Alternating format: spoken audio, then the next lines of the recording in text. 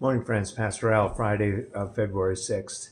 In 1992, Cindy and I and our daughter Melissa moved from Minnesota to Winchester, Ohio, where I was appointed as a student pastor as I attended seminary for 3 of the 4 years we were here. One of the first couples that welcomed us in was Bob and Mary Carolyn Mers. There was a core group of people in that church that we became family. And over the years, we grew together. We were there for 4 years.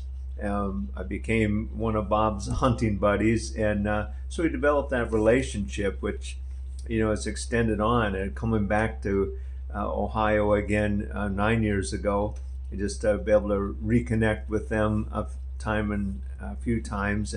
But Bob and Mary Carolyn were this couple who I think just exemplified that spirit of the Lord Jesus Christ in their life, in their character, in the way they lived their life. And, they just had this quiet faith, always in church, always in Sunday school, everything they did. And it just showed through them. And they were married for 70 plus years, and that's awesome right there. Well, in the last couple years, health, of course, declining, and in this last year has been rather challenging for them, as Mary Carolyn ended up in the nursing home and in and out of the hospital. And then this fall, Bob had a fall and a head injury and in and out of the hospital and into the nursing home with Mary Carolyn in the same room when they could be, and the blessing of all of that. Well, Bob passed away last Friday, and his funeral is today.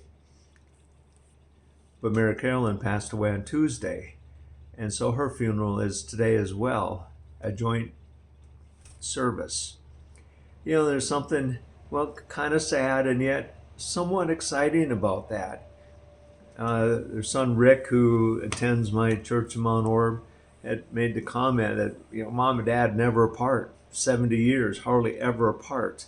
Other than I know Bob did some hunting trips years ago to Pennsylvania, and so this time that they were apart when she was first in the nursing home was hard, and now they're together again.